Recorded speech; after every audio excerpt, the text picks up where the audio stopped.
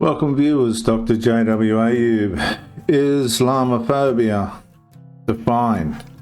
When silence started looking like consensus. Viewers, nobody disagreed. That was the conclusion. The report was published, the panel was finished, the institution moved on. No serious objections had been recorded, no competing investigations appeared. No uncomfortable evidence reached the final decision. From the outside, it looked remarkably convincing. Consensus.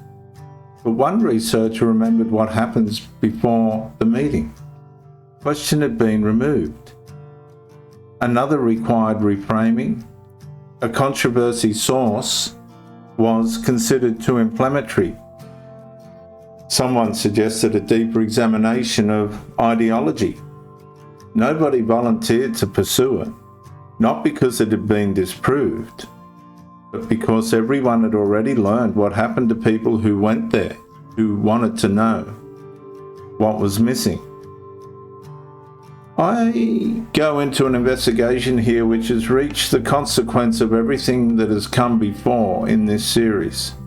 Evasion creates silence. Silence can then be mistaken for agreement. Acquiescence. If accusations of Islamophobia sometimes redirect scrutiny, if institutions anticipate controversy, and if researchers begin avoiding questions before anyone explicitly stops them, an extraordinary illusion can emerge. The absence of challenge begins resembling the absence of evidence and verification, but they are not the same.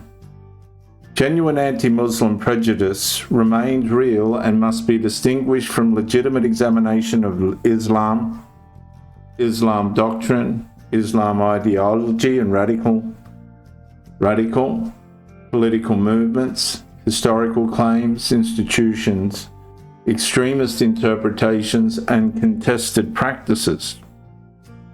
Nor does suppressed criticism become true merely because somebody avoided discussing it.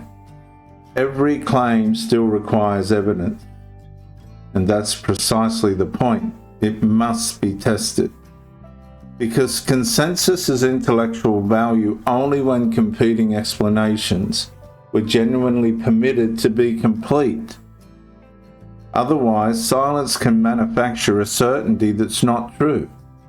The unanswered question disappears. The missing investigation becomes invisible, it just becomes cold.